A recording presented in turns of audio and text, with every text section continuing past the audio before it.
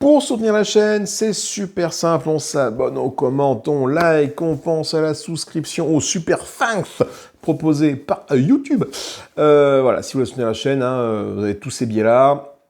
Merci d'être de plus en plus nombreux à regarder les vidéos, merci de commenter, merci pour les partages, etc., etc. Je vous souhaite un bon visionnage. Hey, salut tout le monde! On continue notre petite série vidéo comportementale des ennemis de Sword & Sorcery, les âmes immortelles. On a déjà vu les diablotins, pardon, on a déjà vu les pillards. Il est temps maintenant de passer aux ennemis suivants que l'on rencontre dans notre aventure, à savoir les guerriers orques. Donc on va traiter les guerriers orques verts, ça va prendre un peu de temps, histoire de montrer un peu tout ce qu'ils peuvent faire. Après on va passer au bleu et enfin au rouge. Donc la vidéo va durer à peu près une vingtaine de minutes. On va passer un petit moment sur les verts, un peu moins sur les bleus, encore un peu moins sur les rouges, parce que on aura vu des choses au fur et à mesure de la vidéo qu'on ne va pas répéter. Avec des petites mises en situation, comme la dernière fois pour les diablotins et les pillards. Voilà, on fait tout ça après le générique. Allez, nous voilà avec cette petite mise en situation rapide. Donc les orques, des guerriers orques, ce sont donc des guerriers de type humanoïde, des ennemis de type humanoïde et pas monstres, comme les diablotins. Donc attention, le mot-clé est important. Des ennemis de type force avec deux petits points ici, donc on peut les remplacer par un autre ennemi de type force avec deux petits points si on a d'autres créatures à notre disposition. Et pour les verts, ils ciblent en priorité les ennemis de type dextérité. Donc là, comme ça de mémoire, Lygon, peut-être Victoria sur sa phase Capted, ou Pirate. Ah, la fatigue. Excusez-moi, prenez ce baillon dans la tête.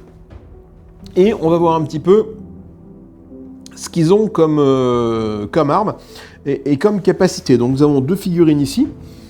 Voilà, donc une orientée défensive avec un bouclier et une orientée offensive avec une arme dans chaque main, tout simplement. Voilà, le bouclier dans le dos.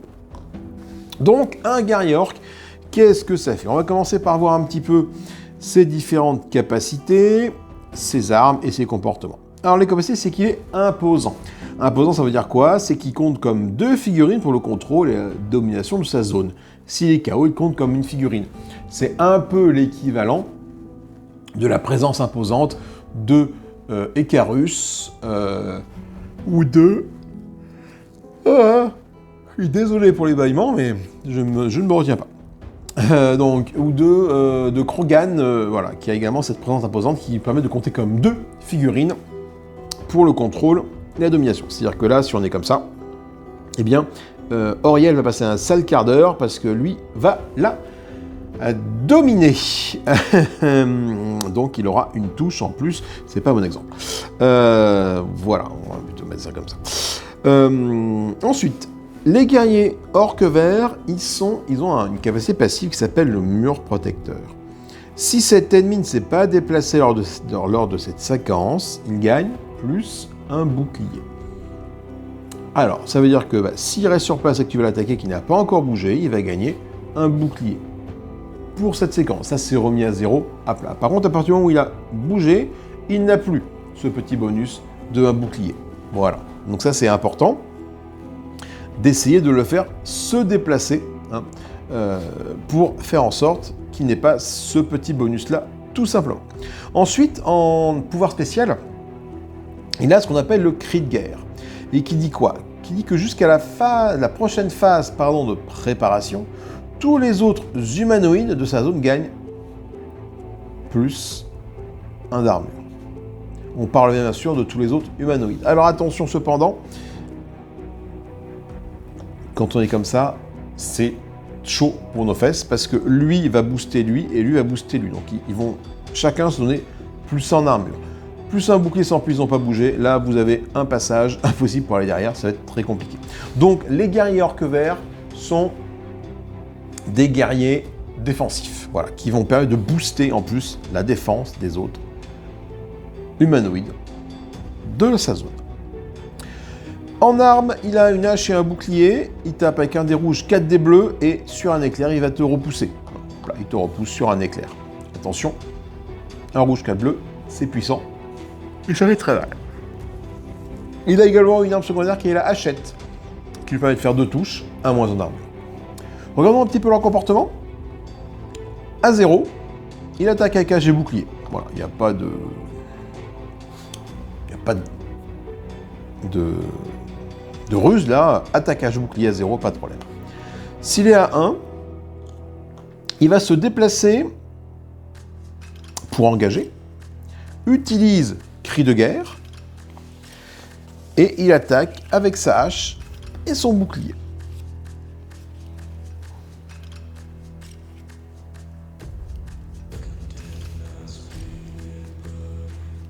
Donc là, dans cette situation-là, quelle figurine va-t-il cibler? Celui qui est le type dextérité. Partons du principe que c'est toi. Tu vas aller donc ici. Utiliser cri de guerre. Jusqu'à la prochaine phase de préparation, tous les autres humains dans sa zone gagnent plus 1 d'armure. Et il attaque avec hache et bouclier. Vraiment pas compliqué à gérer. En cas d'égalité, si jamais les deux ne sont pas de type dextérité, bah après il va suivre le cheminement spécial pour déterminer quelle est la cible. Donc sa priorité c'est celle-là. Si ça ne matche pas, le plus blessé, le plus proche, le plus riche. Voilà, simplement. Non, pas du tout, excusez-moi. Le plus blessé, donc celui ayant le plus de blessures, pardon, en fait, non, ça c'est les différents symboles que je disais là, pardon. Il peut cibler le plus blessé, le voilà, mais en fait, les règles de priorité, s'il n'arrive pas, si ça c'est pas possible, parce que c'est dans cette petite encart-là sur la carte que l'on trouve différents symboles, donc là c'est un type particulier, mais tu peux trouver, comme je disais, le plus riche, le plus proche, le plus blessé, mais si ça ce n'est pas possible, eh bien il va regarder celui qui a le plus de blessures, celui qui a le moins de points de vie restants, et le plus proche. Voilà.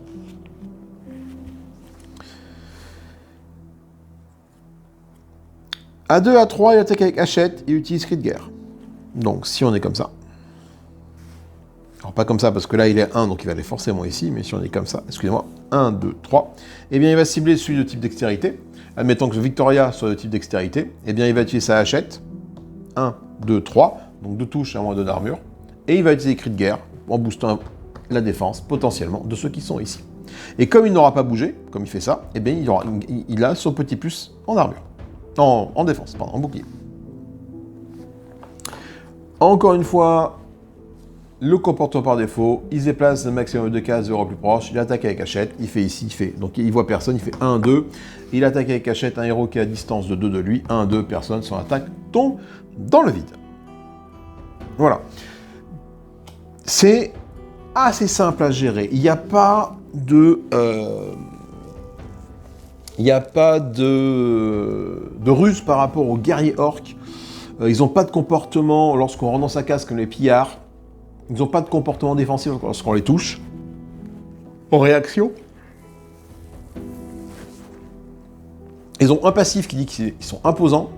Ils ont un mur de protection et ils vont booster la défense de leur petit copain. Le comportement après est très simple, il n'y a pas de blague. Juste encore une fois, quand c'est à 2-3, on pense bien évidemment à aller voir si en 2 et en 3, il n'y a pas une cible prioritaire. Encore une fois, si je suis comme ça, 1, 2, 3, hop, et que ça, c'est un dextérité, eh bien, il ne va pas taper sur Auriel, même si elle est la plus proche, elle va utiliser sa hachette sur Victoria, parce qu'il est du type qui correspond à ici. Voilà pour les guerriers verts. On va passer au guerrier bleu.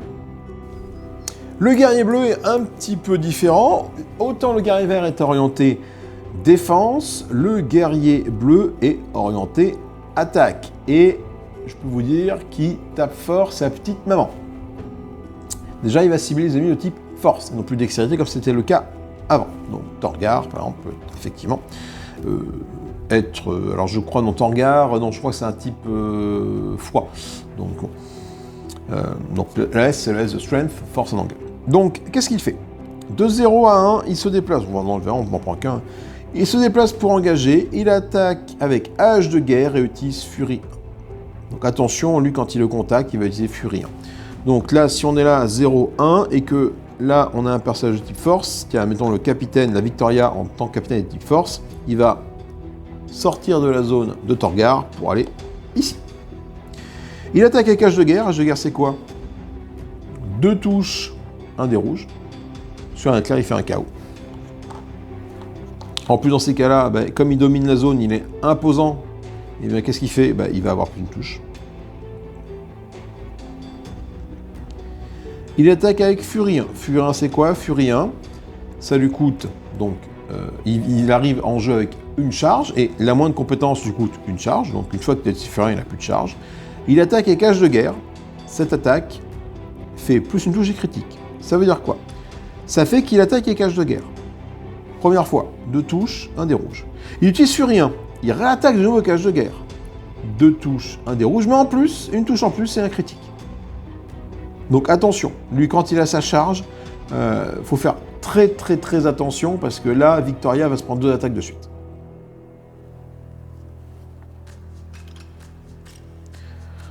En 2, qu'est-ce qu'il va faire? Il va se déplacer pour engager et attaquer avec Hache de guerre.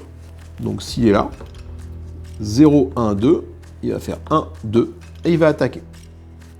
S'il est là, ben, on est dans ce cas-là, hein, 0, 1, 0, 1, il attaque ton regard. Voilà. Mais là, comme il s'est déplacé de 2 cases avant, ben, il n'a pas de furie, heureusement. Enfin, le comportement par défaut, on l'a vu tout à l'heure, quand il est là, il se déplace de 2 et il attaque avec sa hache. On a vu qu'il consommait de la charge avec sa furie, mais comment est-ce qu'il en gagne? Eh bien, il en gagne comme ça. Si jamais il subit des dégâts, il gagne une charge. Donc, il était ici, il a fait sa grosse attaque, ici sur Victoria, il est allé là. Il lui fait une attaque normale, il lui fait une attaque hache de guerre boostée par la furie. Victoria riposte pour une raison ou pour une autre, il lui enlève un point de vie, hop, il gagne une charge. Le tour d'après, qu'est-ce qu'il fera? Il refera ça aussi. Donc, attention, les guerriers orques bleus ont une puissance de frappe assez colossale. Et je ne vous raconte pas, si on est dans cette situation-là, qu'est-ce qui se passe? Eh bien, si cri de guerre se déclenché, il a en plus une armure en plus donnée par son petit copain vert. Donc il faut essayer de les séparer le plus rapidement possible. Sa capacité spéciale, c'est force démoniaque. On l'active. Donc, déjà, quand il y a des cartes, on peut les activer. C'est un ennemi de type force.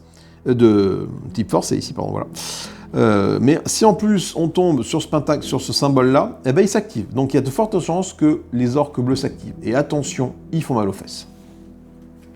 On passe au guerrier rouge. Guerrier orque rouge. Il cible les personnages de type force, il est lui-même de type force. Il a une hache de lave, attention, donc là, elle fait quoi? 2 touches de dés bleus, et sur un pentacle, feu 1. Hop, j'ai un petit token de feu ici, voilà, donc on met là. Et il a toujours une hachette qui fait 2 dés rouges, et qui fait KO. Alors, la différence des hachettes des 2 autres, c'est que là, c'était 2 touches automatiques à mode d'armure, là, sa hachette à lui, c'est 2 dés rouges, et sur un KO sur un éclair. Il est imposant. Comme les autres, hein, donc il compte pour 2. Il a la rage, c'est que s'il se prend un point de dégâts, il gagne une charge. Il a Furie 2. Furie 2, c'est quoi? C'est qu'il va commencer déjà avec 2 charges sur sa carte de personnage quand on va le mettre en jeu. Furie 2 consomme une charge. Il attaque avec hache de lave, ça fait 2 touches en plus et critique. Hache de lave, donc ça va faire quoi? 4 touches, 2 dés bleus, critique et feu. Ensuite, qu'est-ce qui se passe? Il peut être déchaîné. S'il est blessé, toutes les attaques de cet ennemi gagnent plus une touche. Donc c'est-à-dire que s'il est blessé et qu'il est au corps à corps, il va déchaîner la fureur du dragon et infliger attaque de lave, se déplace pour engager, donc 0-1. Le même comportement que l'orque bleu en fait, hein, il tente d'aller vraiment au contact le plus vite. Et là, s'il a un ennemi de type force, c'est Victoria, il va aller ici encore une fois, se déplace pour engager, il attaque avec hache de lave. Hache de lave, 2 touches, 2 dés bleus et feu. Si jamais il est blessé, on pense à mettre la petite touche en plus. Furie 2, eh bien on consomme une charge. Attention, ça c'est le nombre qui est là, c'est le nombre de charges maximum qu'il possède lorsqu'il arrive en jeu, ou qu'il peut posséder à n'importe quel moment. On ne peut pas dépasser 2.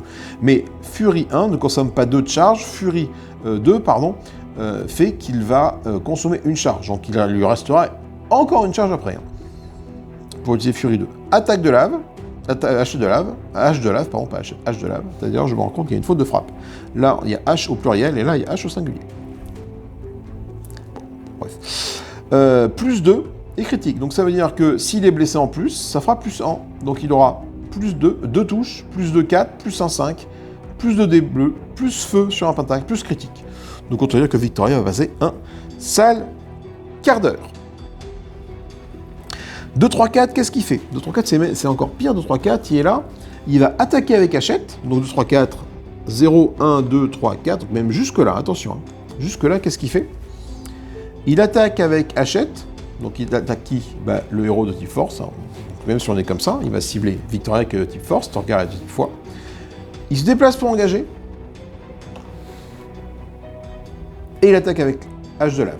Alors, pas bonifié par Furie, mais quand même, c'est qu'il va faire 2 touches, éventuellement plus 1 s'il est blessé. 2 dés rouges, éventuellement plus une touche s'il est blessé. Et Hache de lave, 2 touches, 2 dés bleus, feu sur pentacle, et plus une touche s'il est blessé. Donc, c'est tout ce que je vais vous dire sur les guerriers orques. C'est relativement simple en fait. Il n'y a pas beaucoup de subtilité. Hein. Les verts sont dans la défense, avec le boost des humanoïdes. Attention, on parle bien d'humanoïdes et pas de monstres, donc les diablotins ne sont pas concernés. Attention à ce petit point-là qui est quand même important. Et les deux, là, les deux bleus et le rouge, hein, on est vraiment sur du corps à corps, donc ils vont tenter de charger. Attention aux guerriers orques rouges qui chargent jusqu'à 4 zones. C'est-à-dire que même si tu penses que tu es à l'abri ici, t'es pas à l'abri. 1, 2, 3, 4, ça suffit, il peut venir vers toi. Et de là, même si tu as Auriel qui est ici sur le trajet, il traverse tout pour aller atteindre. Alors non, là, s'il est comme ça, ça marche, regardez. 0, 1, 0, 1, il n'y a personne. 2, 3, 4, il va chercher un ennemi de type force. Et là, Victoria répond à ce critère. Donc il va faire wow, paf, aller jusque-là. Et alors là, hache de lave, et au tour suivant, il continue son sap sur Victoria, hache de lave, furie 2. Victoria passe un sale moment. C'est pas près tout, ça a été une vidéo assez courte finalement, parce que son comportement est très simple à comprendre. Il n'y a pas de trop de subtilité, ça c'est plutôt bien. Donc écoutez, voilà, j'espère que cette petite vidéo vous a plu, donc ça dure un petit quart de 20 minutes, un maximum. De comportement sur les orques. Le prochain que l'on va voir sera du coup le chaman orc. Et après, on aura fini la boîte de base de Sword and Sorcery. On s'attellera à voir les ennemis du portail des arcanes. Voilà. Je vous souhaite une bonne fin de ce que vous voulez à partir de quand vous regardez la vidéo. Amusez-vous bien. Salut, salut et bye bye.